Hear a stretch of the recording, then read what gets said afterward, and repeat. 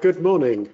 My name is Simon Kent. I am the head of content at the HR World, and I'm very pleased to be able to welcome you to the first HR World webinar of 2023.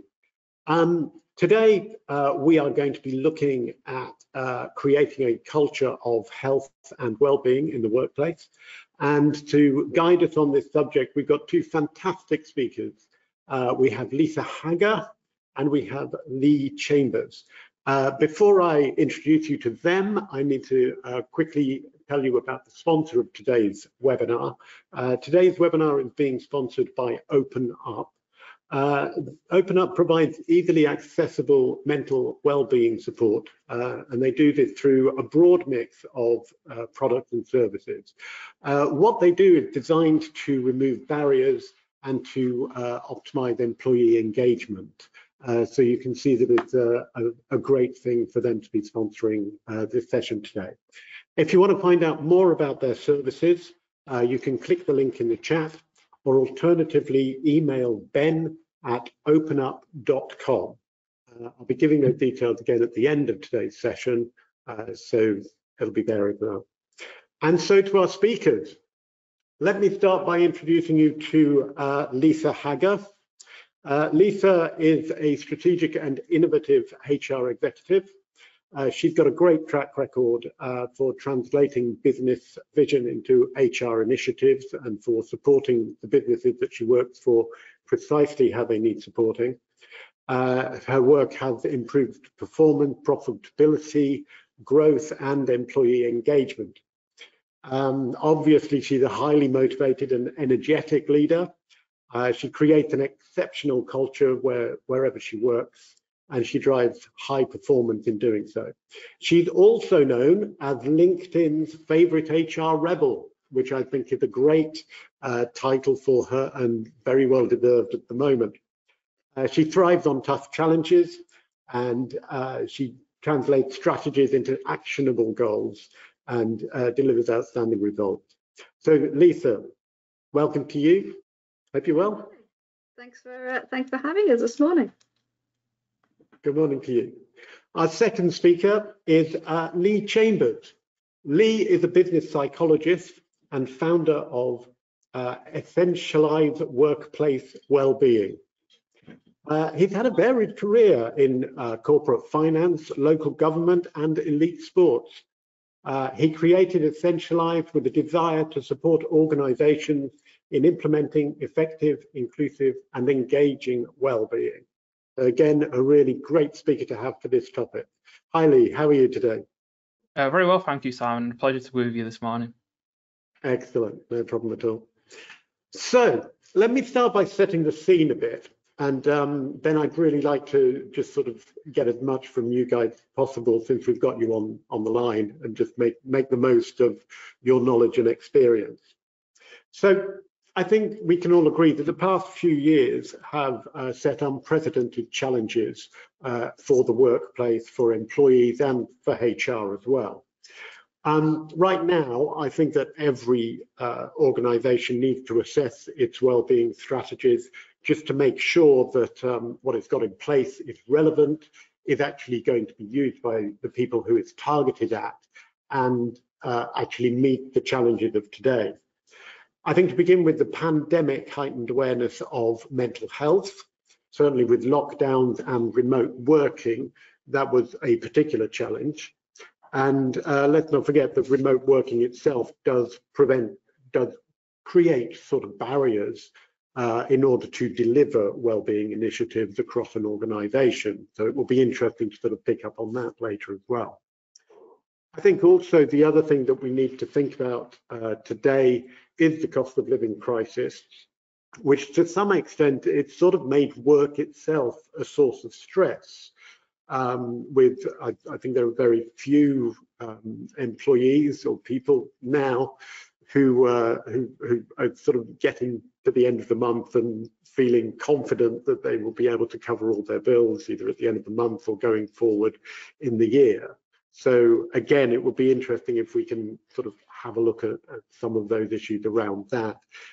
financial well-being, I think, is a particular challenge, given the sensitive nature of the topic as well.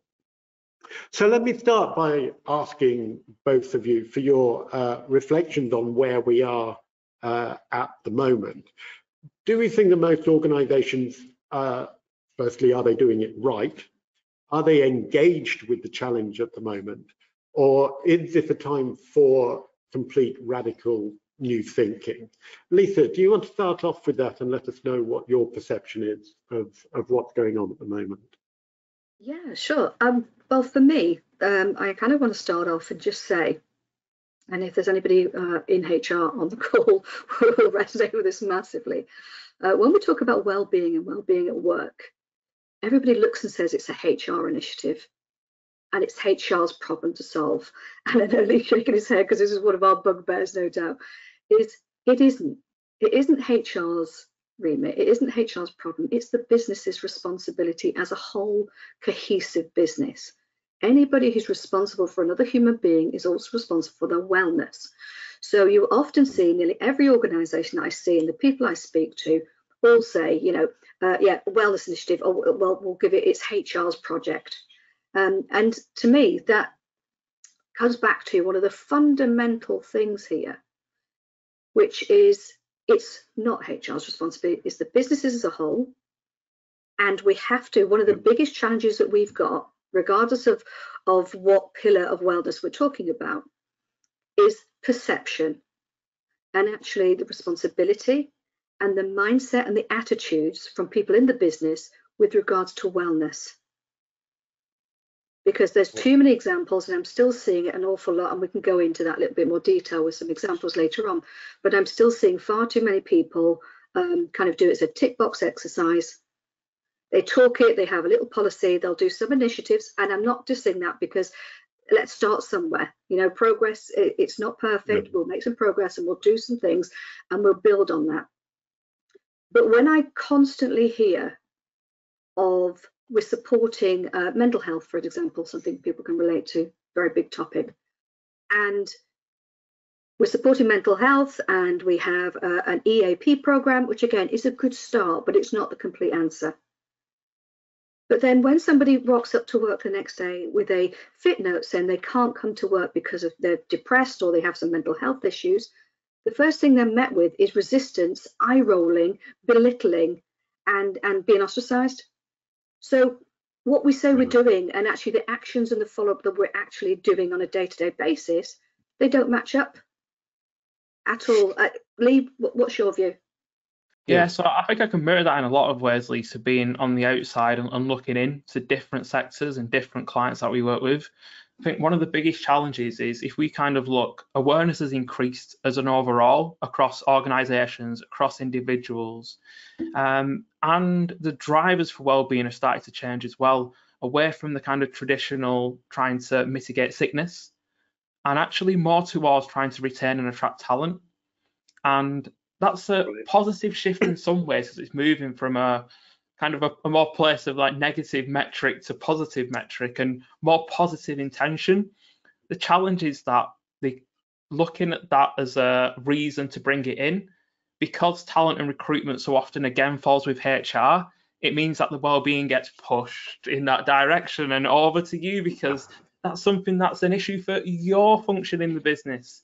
And that lack of ownership is the biggest challenge because it doesn't matter what policies and procedures you have in place if leadership and managers are not actually modeling any of those, any of those advances. And what it actually creates in a lot of organizations is a real integration gap.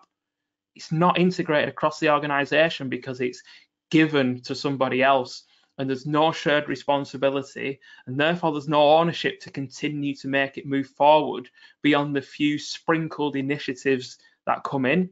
And that means that things end up standing alone, not being strategically delivered, and don't follow a plan that actually helps to start to create some momentum to actually make a more well-being friendly and inclusive culture. And if we can't, start to create that momentum and have that integration, it literally is throwing some confetti in the air and it starts raining about 10 minutes afterwards. Absolutely. I think this is interesting because it's almost like people are coming at wellness from the wrong point of view. You're coming at it from the point of view of attraction. You're coming at it from the point of view of, well, it's only HR. If you've got a problem, go and see HR, and so on and so forth. And this particularly, I mean, this session is focusing on the culture of well-being, which suggests that it goes beyond something like, here is an initiative, you've got a problem, go and do this. You've got, as you were saying, Lisa, the tick box sort of strategy towards it. So if you're talking about that culture, yes, obviously, retention is a part of culture and so on, but how do you start actually building that into your business? What are the first moves you're going to make in order to sort of create the culture that you need, that's then going to make people, I suppose, encourage people and make it okay for them to access the help they need? Do you want to grab that one before I start chuntering on? Yeah, go on, Lee. Oh, sorry, me. All right, okay. Yeah, yeah. Sorry, I misheard there. Our names are too similar. So yeah, I think again, because you have to look at it holistically, and that's both in terms of the different pillars of well-being, so to speak, from financial to mental, physical to emotional, and even things down to, you know, intellectual aspects that involve training and people's ability to grow and develop, but also to actually look again how it integrates across a whole business, because, you know, actions and behaviors come from those, you know, base values and base kind of ways of working, ways of operating, and especially in remote organizations where that way that we work here is then taken to kind of a separate area, but then continues to propagate against other stresses and other variables. And, you know, for that kind of initial start, I mean, what I will say, and I think this is something we all need to consider, is that if we kind of look at the last few years, there have been a whole range of different things that have mitigated against some of the psychological distress that people have faced across the pandemic and across the numerous things that have happened across wider society. A lot of people are taking into this year that it's all gone and everything's fine. And I think that this will be the year where people's psychological distress starts to show, because a lot of people have managed to hang in there, hang on, and keep going. And it's only, you know, when everything starts to settle and things become a bit more certain that actually people start to reflect and understand and start to unpack some of what they've been through. So I think organisations need to be prepared for that this year, that, you know, that the pandemic hasn't just disappeared and, you know, the cost of living crisis isn't just going to ease, but actually people are going to have a considerable amount of things to unpack over this next year. And that again is where that culture of care, and that, you know, resonates from every department down to individuals who sit next to each other or communicate and collaborate together on a regular basis. The smallest things can make the biggest difference when it comes to forging that culture. But that's not going to happen without some level of rhythm and beat being, you know, drummed from the very, you know, top all the way through to the middle and the bottom of the business. And really, now is the time to get your organization a bit like an orchestra, because there's different beats being played, different instruments across a whole section and a lot of different functions, but someone needs to be conducting that, and it's everyone's responsibility to pick up their instrument, tune it, and play together so that you get that congruence. Because the biggest thing in well-being at the minute is that people hear and get a perception of what's happening, and then they go and the reality is so far removed. And that again presents such a challenge, because if you're driven by wanting to attract talent, you've got to find that balance with your employee value proposition where you are actually expressing what you offer and the value that you can bring, but not overinflating it so it's unrealistic, but not underselling yourself. And that in itself is a whole thing that companies are starting to, you know, get to grips with, is that if you promise the world and then don't take the effort to even onboard someone properly, why? Why? It doesn't make any sense. Yeah. And then, And again, it comes back to when you talk about well-being, I think people think they've got a quite a narrow view of what well-being is. Lee, like me, I estimated that we would have a 5-year hangover from COVID.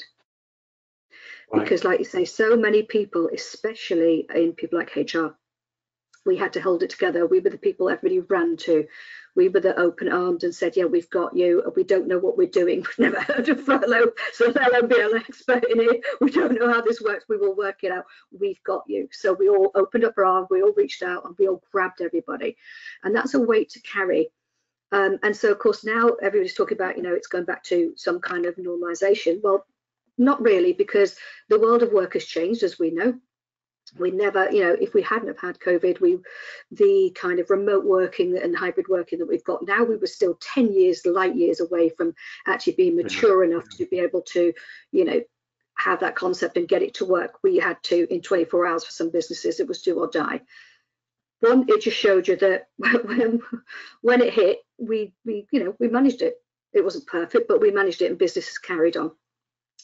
Unfortunately, some businesses really suffered more than others, but the same as some people. There's a spectrum. Some people fared really well with it, and actually they were fine on their own, a bit lonely, a bit upset, a bit scared, but some people really didn't, and it will take them, that's trauma. And for some people, trauma will live with them the rest of their life. It's like PTSD. It's not going to go away for some people. So we can't brush it under the carpet. We can't pretend it doesn't happen. We can't pretend that people won't be triggered by certain things that will just bring them back into that space. So, with that sort of example, I think that, like Lee, I think this is the year where we're actually going to see where we've all held it together. And now we're kind of going, oh, crikey, that was a tough one. Oh, hang on a minute. Yeah. I've got to deal with my own stuff now because I've been so busy looking after everyone else, I haven't looked after myself. So I think that's going to bite us. The same as when we're talking about retaining people, when we take people on, Lee's absolutely spot on in this. When we interview people, if we want a culture of wellness, we need to say to people in an interview, this is how we treat wellness. Right. We don't put, and I love the expression, I don't know where I heard it, but it wasn't mine. I stole it from somewhere, I confess. You're putting a plaster on a bullet wound. Let's not do that. If you're going to do it well. If you're not very good, say, we're not very good at it. But that's why we're employing people like you to come and help us on our journey. Because whilst I get there's a company responsibility about what should be their responsibility, there's also the person's responsibility to come and meet halfway. So again, that honesty, that trust, and any culture, those are two fundamental words that have to be thread into everything that you do. So you bring people and you be honest and you say, yeah, we're a little bit rubbish at this, but we're working on it. And you've probably got some ideas and you could join a group with other people.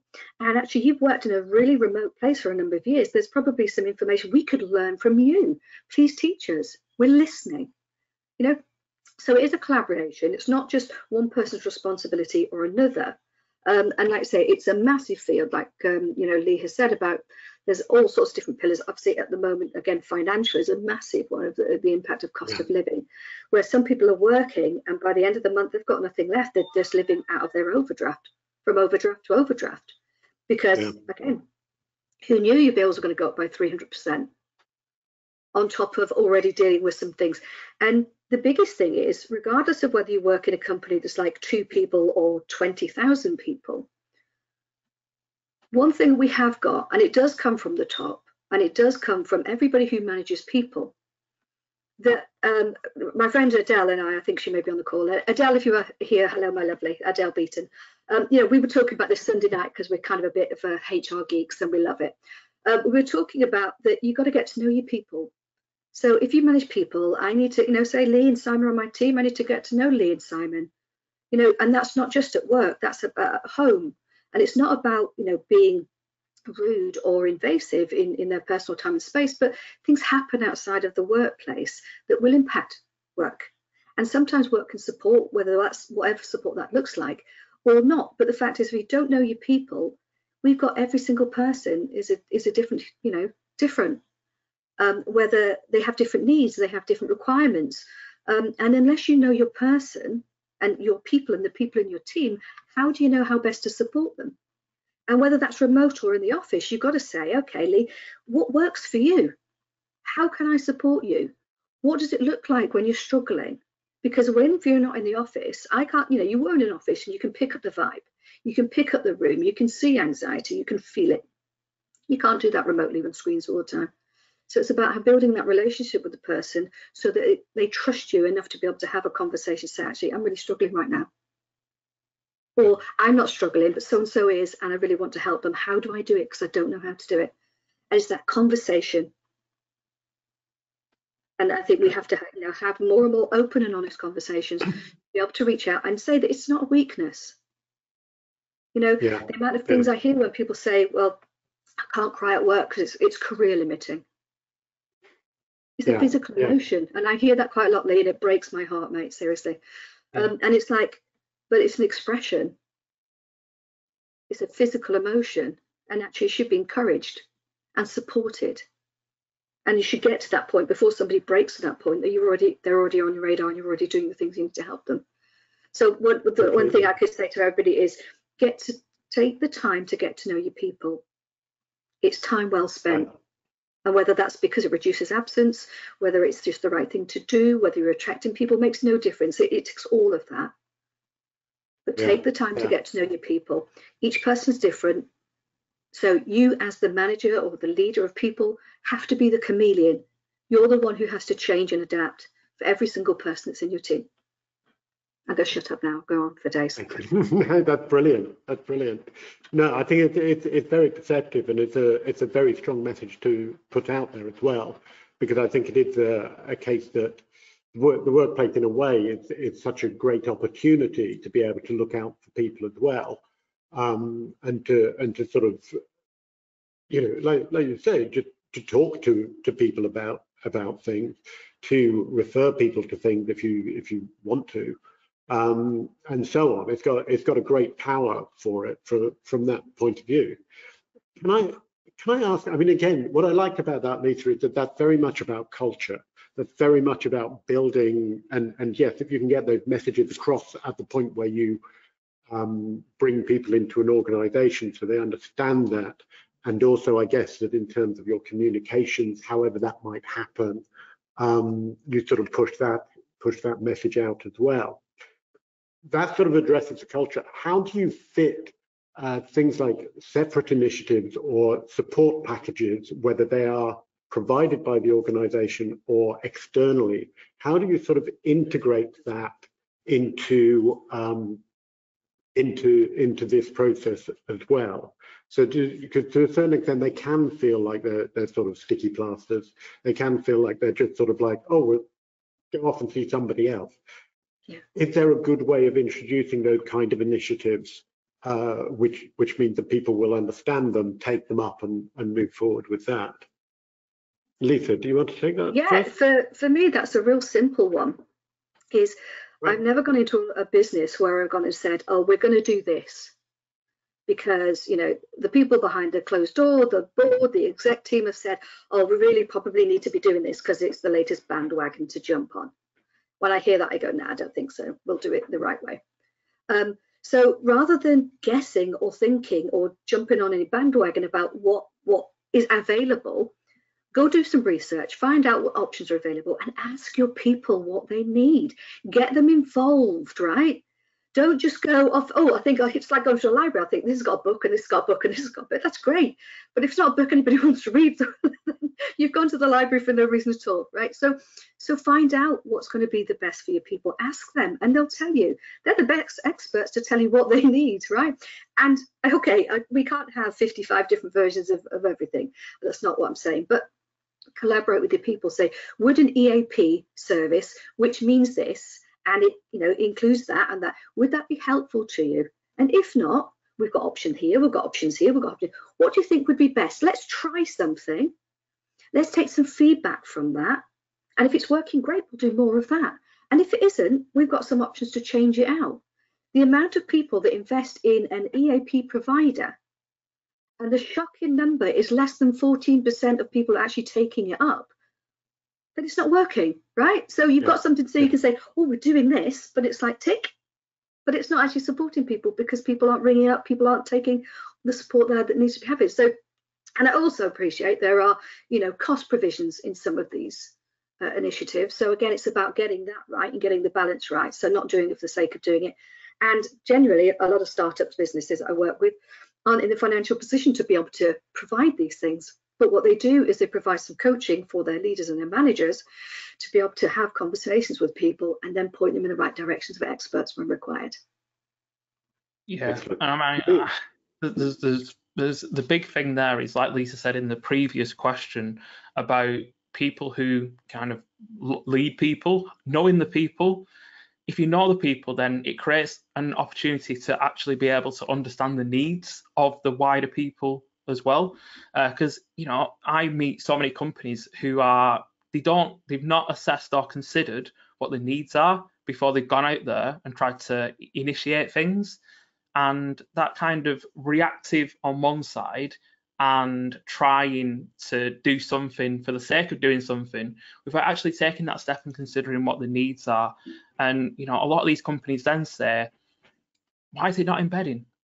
Why is it not making a difference? We're struggling to make a business case for this. It then gets pushed back over to HR to say, well, this is something that you should be, generating a business case for, and this is coming out of your budget. And then you see people wagging the fingers, blaming and saying, oh, it doesn't work this. And again, I've gone into senior leadership and kind of explained that if you go out there, and I understand that quite often, if you're in a position of decision making, you'll get bombarded by the latest platform. The later you get a million emails every day saying, we've got this amazing solution, this amazing technology, this amazing training. And it's endless. It's a growing industry. It's a young industry from my perspective as an external provider.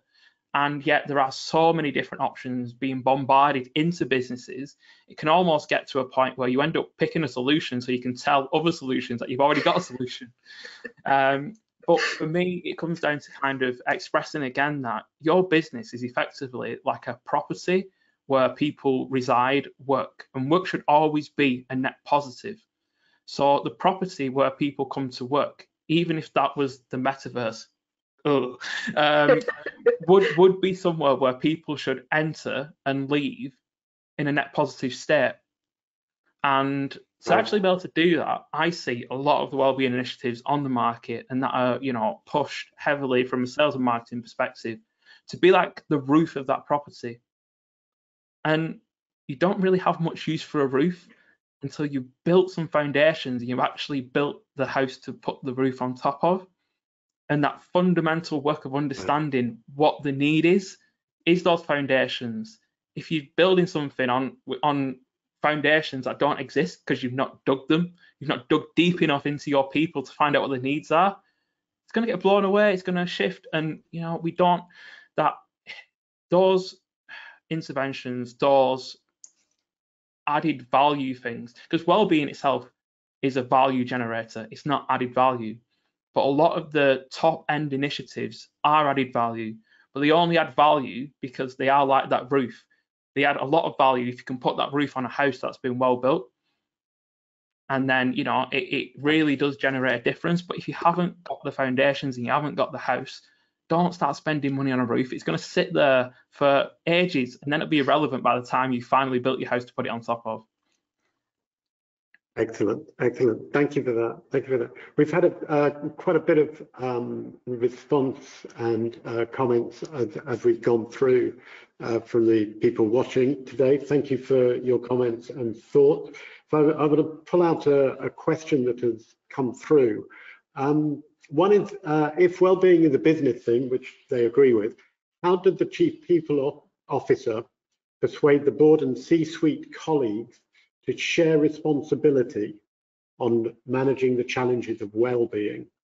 So what about that? I mean, we've talked a bit about getting the people on board, but what about the C-suite? What can you do to sort of persuade them?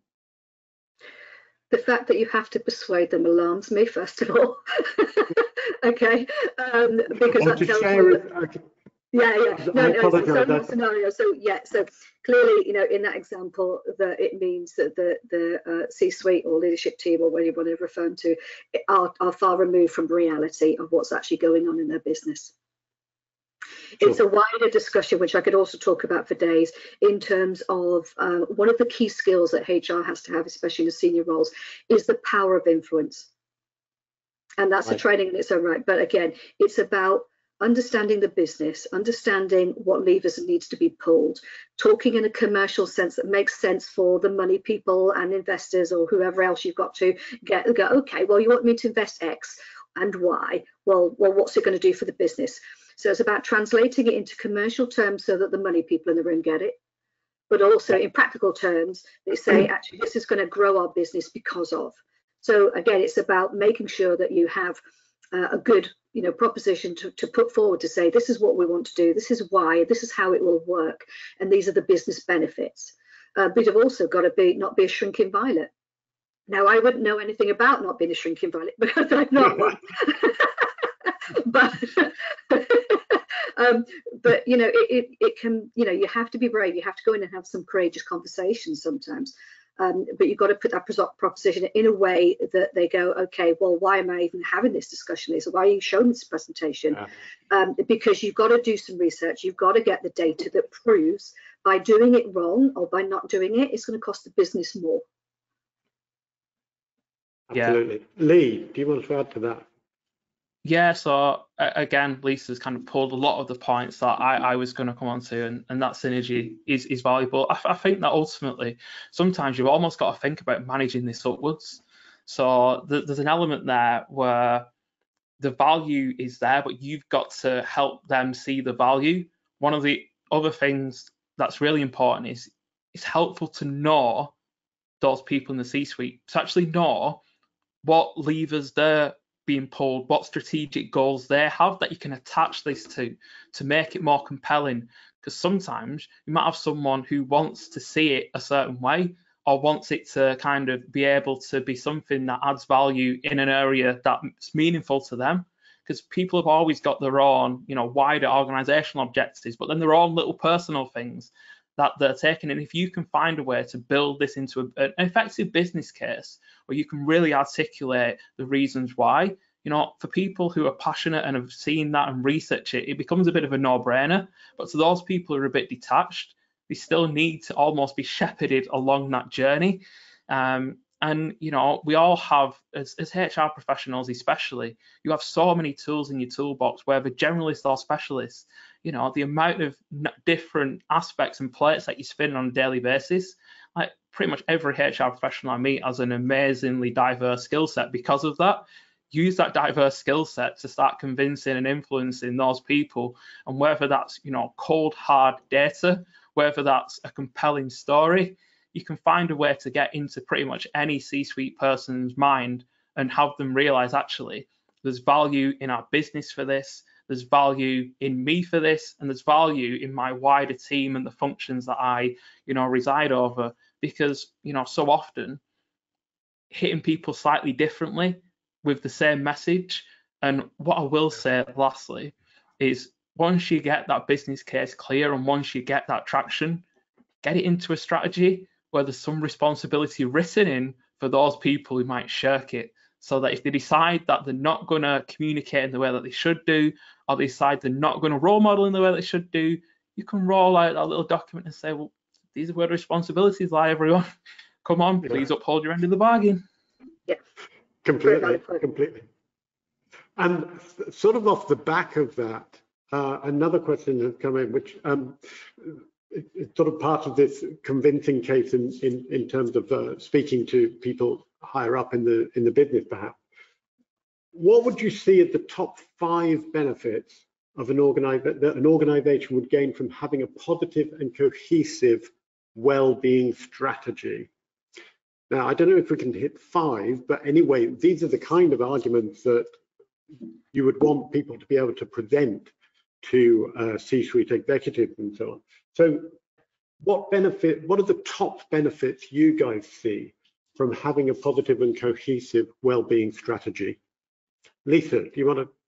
Yeah, well, again, Leah hit on it earlier on. When we're talking about there's a war for talent, one of the biggest key things is attraction and retention of very best talent out there.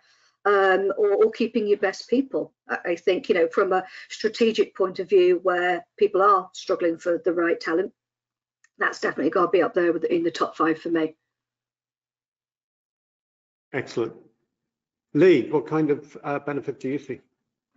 Yeah, so definitely talent. Other things that kind of come to mind with having that strategy is it makes it significantly easier to have that longer term vision and plan of what you're doing, to be able to monitor and see what's working and what's not. And another thing that's really powerful when it comes to being able to return to the C-suite and say, these are the things we've done based on the strategy. This is the plan we're looking to for the future. But this is what we've done over the past year, these kind of foundational steps. These are the things we've seen having some traction and the impact that they've had. These are the things that we've done that are not really working. So we're going to evolve those, amend those to show that it's actually a living document and that it's actually, you know, gradually evolving. And it's not just, you almost want to turn it, sadly, into something a bit like marketing. You want people to be able to see that's a long-term vision for what you're actually doing. And even the strategy itself needs an element of strategy in how it evolves over time. So you want to be able to forecast out to the future and be able to kind of showcase that. But one of the most important things about having a strategy is it gives you a clear plan and a roadmap to start to follow. And that means that you don't end up picking this trendy bit here. My friend does a bit of wellness, so I'll bring them into the business. And it makes it so much easier to forward plan activities. And it makes it feel like it's joined up. It makes it feel like it's congruent. It doesn't leave employees thinking, oh, wow, all this stuff on Mental Health Awareness Week. Or, well, it'll be another 12 months until we do anything on that. And it creates those integrations. It creates that joined up approach. And it helps employees actually feel that it is embedding. It's a culture. It's not just a one-off. It's not just a single little island of well-being in a sea of toxicity, but actually there's a lot of stepping stones to cross.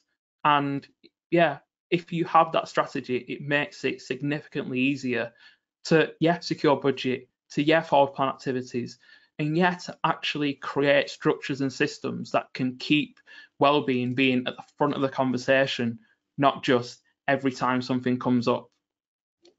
Yeah, so it's like, you know, like anything, especially in the C-suite, you're talking about, you know, you're going to have some number crunchers, some bean counters in there.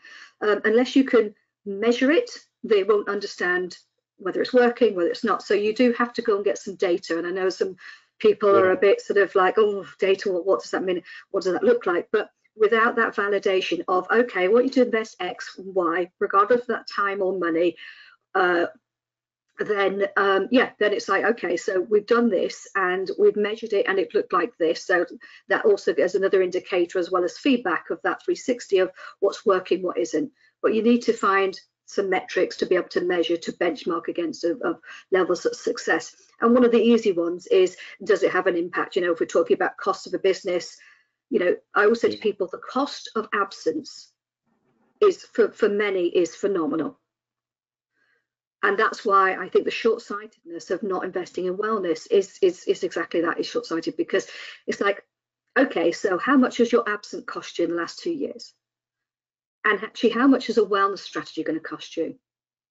And if we reduced it by 20%, then it's paid for itself. If reduced by 30%, then we're happy days. 40%, we're down to do cartwheels, right? So it just, you know, does the just ends justify the means?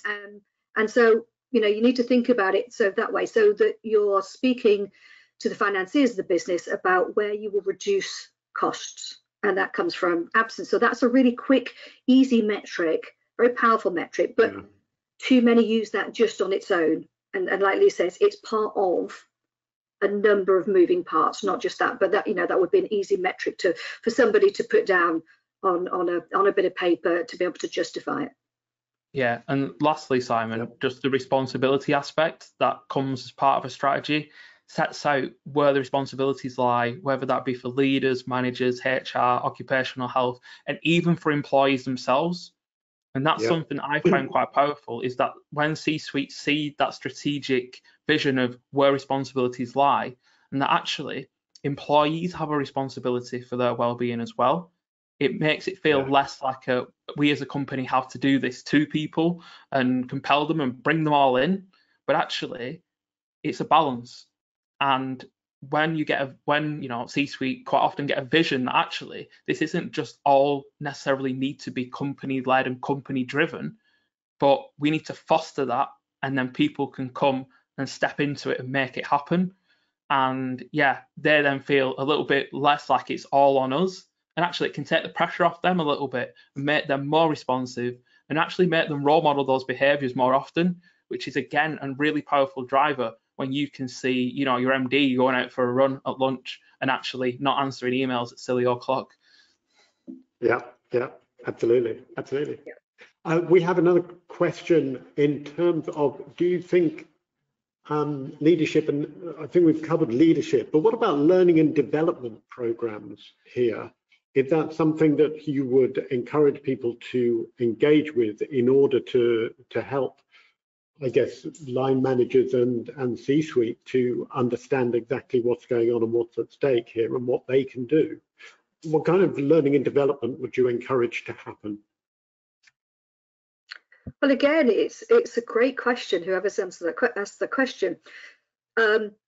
We're about to halfway through a recession, regardless of which way it's spun. It depends on what press you listen to and what day.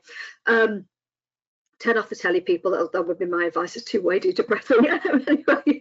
But in terms of when budgets get cut, L&D is one of the first areas that get cut. L&D and marketing, okay. And what that does, again, it's very, very short-sighted. So I said to people, let's look at how else we can skin this cat if we need to, because the investment in people, of people's education, of people's learning, regardless of whether that, for some people it might be something really simple like a mental health awareness course, really sort of basics but important, show the signs and the drivers and again acknowledges people, right through to becoming full-blown counsellors, for example, just a nice easy kind of Lydia one there. But the moment you stop L&D, because again, education is information, and then with information becomes power and choice, and you understand it better, and you can invest in some people and then go and share with their colleagues what they've learned of that day. But also respecting that with a lot of L&D, again, it's one of those things that it's a kind of 8 hours talk and chalk. You come away with 20% of what you've actually learned. So again, I encourage people to don't just take stuff off the shelf. Don't go back to the library. Go and say to people, okay, what do you think you're lacking? And sometimes we don't know, and that's okay. But on a whole, it's like, okay, let's see what our business needs. Stop. You can read a case study of company X and they're doing amazing, and you're reading that, oh my God, that'd be great. And then they try to wedge it into their company and it doesn't work. It's like, well, it worked for them. Yeah. You're a different company, you're made up of different DNA, you have different people, you work in a different way. So of course it's not going to be your own case study. Don't be afraid to go and try something new and do something new. But also, invest in that education. When we're talking about wellness and we're talking about neurodiverse people, now both Lee and I are, so we talk conviction on this, is we work in a different way, we have different needs. Our stresses are different than most people's. But it doesn't, so to help a line manager understand about different areas about neurodiversity is a massive strength, and then comes back into the inclusion, which then comes back into hiring right people because we're walking the talk. So it's all connected. None of this is in isolation at all. So like I say, I do think investing in L&D is important, and again, there's such a breadth of knowledge out there. And we should be constantly learning, especially, well, anybody, but especially in HR, because there's always so much to learn. There's always new things that are coming out and developing. And Lee, being a psychologist, will know this better than anybody. Our brains are complex things. They evolve all the time.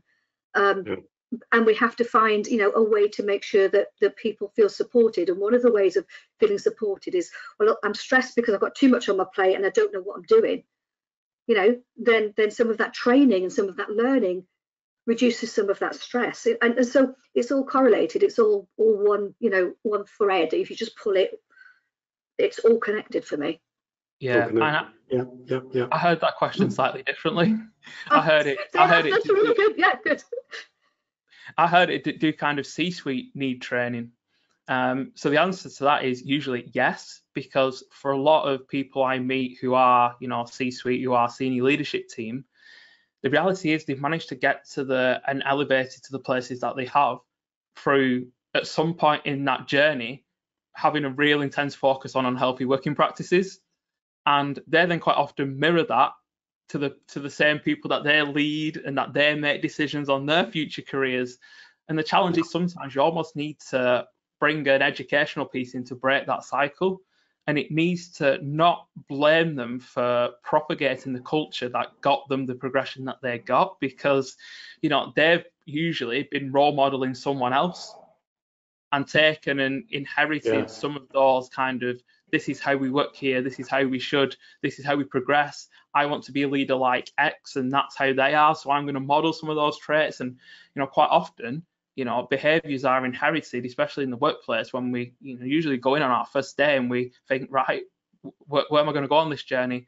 And you look, and your role models can be people who seem to be great, but from a well-being perspective, and not, and again, a lot of people have picked up those behaviors from before we talked about well-being and mental health in the way that we do today. So sometimes there actually is, an ability for C-suite to go through training around well-being and actually start to see how that intersects with their everyday leadership style, with the way that they work, and how that's impacting the messages that they send down, both consciously and subconsciously. And it's an interesting piece of training, because it's a valuable, if you can get them onto that, it also helps them and makes them a lot more sticky for things going forward from a well-being and culture perspective as well. Yeah, so what you're talking about there, Lee, is not just learning because they need to learn better practice and better ways. It's actually the unlearning they need to do. Mm-hmm. And that is, cognitively a lot harder to spiral back out than just, but it's a very, very valid point, that unlearning. Because if we all think about the first manager we've ever had, some people will remember them with joy and glee, and others will be, oh, they were a nightmare, right? I want to be everything but that, and I'm usually somewhere in the middle. But that has a massive influence. The people who are around us have a massive influence of who we are, how we behave, how we show up every day. And of course, like I say, that early learning, I'm 52. I don't mind sharing my age with anybody.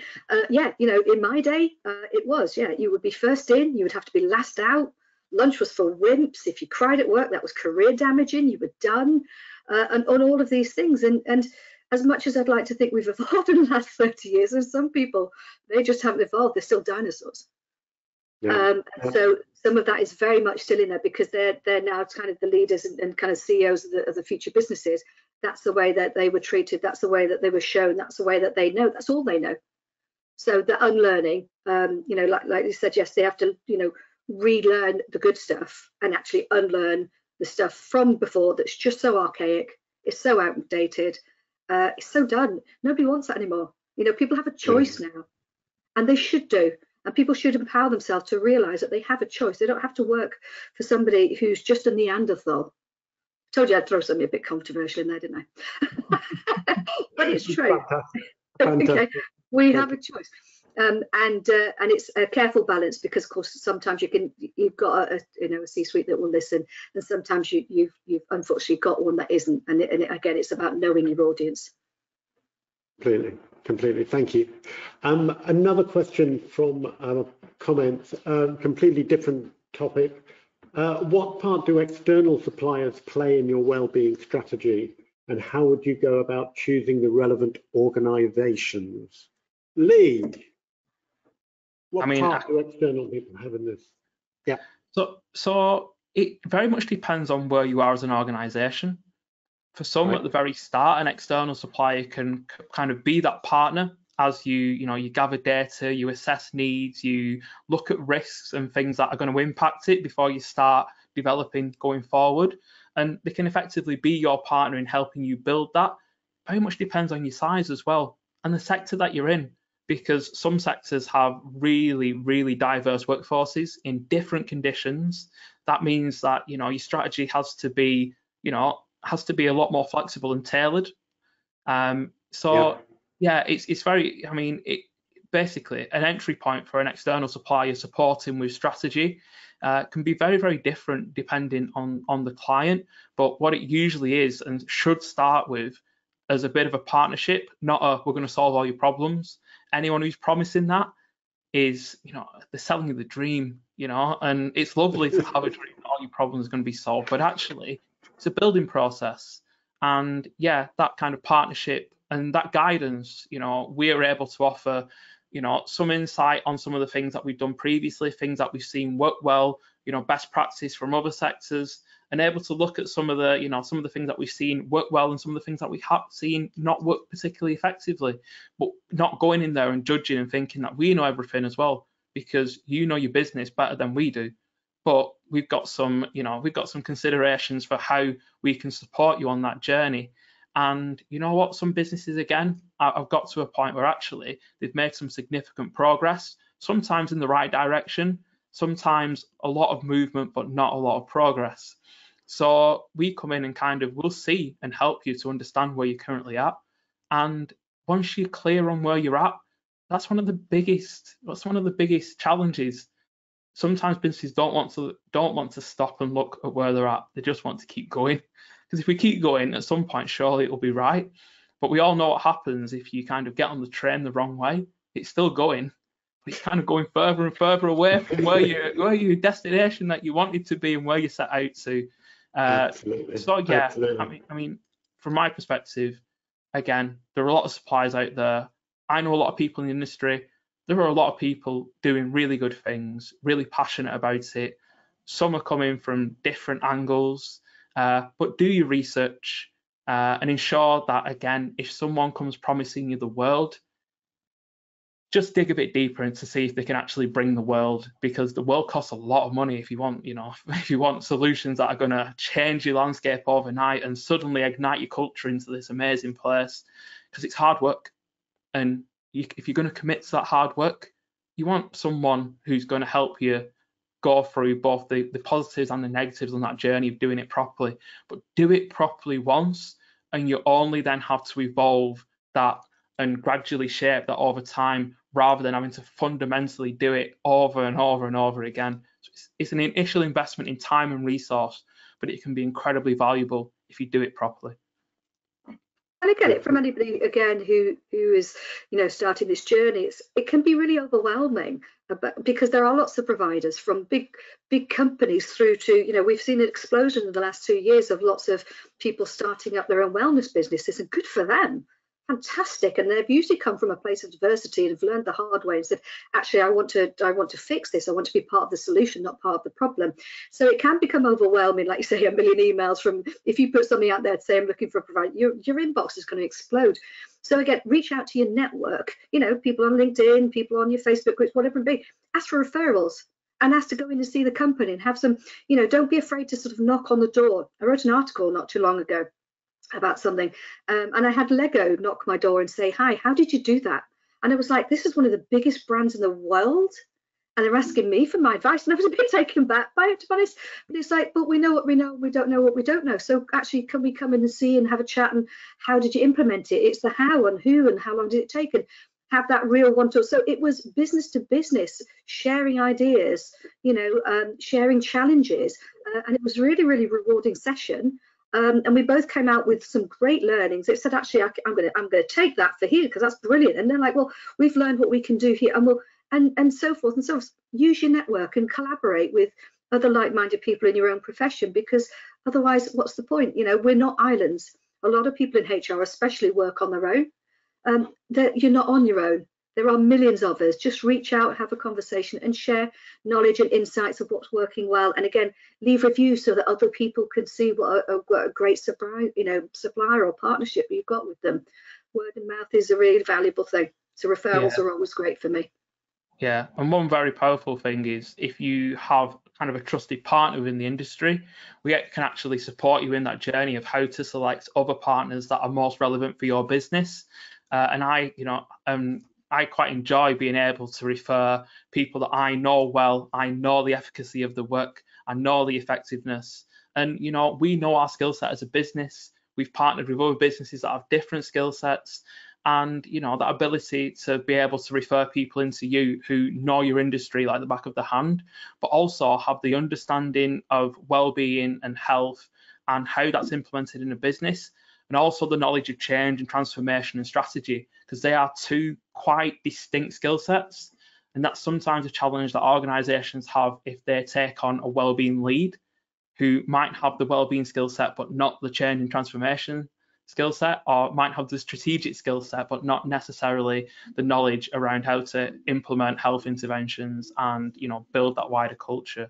But yeah, you know, we're always open to being able to get the best solution for you, because that's how we continue to both build our business and build a reputation of the work that we do. And, you know, ultimately in the wellbeing industry, your reputation precedes you. It's everything. So, you know, we're always going to look to gain the best outputs for you that we can, because every single opportunity that we get, we can make a difference. And like I said, you know, driven by passion, but also driven by efficacy and evidence and actually doing it properly. Excellent, excellent. Thank you very, very much. I'm aware of the time and we should really wrap up at this point. We've had other questions in, but what I'm going to do, if it's okay with you two, is that subsequent to this, we'll share the questions with the two of you, and maybe we can sort of get some answers in writing, and we will post those onto the events page at the HR World. And so keep your eyes peeled on there. In the meantime, Lee and Lisa, just to wrap up, if there's one takeaway from this session that you think that HR leaders should take away with them, or one starting point, what would it be from this in terms of health and well-being? Where do you think they need to start? What's the main takeaway? Lee, what would you go for? Yeah, so for me, it's the understanding the needs rather than picking out what's floating and trending in the world. That provides a basis for your strategy, which will also provide a basis for you being able to take it to C-suite, to secure budget and resource, and to set those responsibilities. Fantastic. Lisa, what would you go for? Yeah, that internal, I call it an internal MOT. So go and do the internal MOT, have a look at what you're dealing with. And then the second thing was, and go and get to know your people. And then you bring those two parts together, you've got a really good start.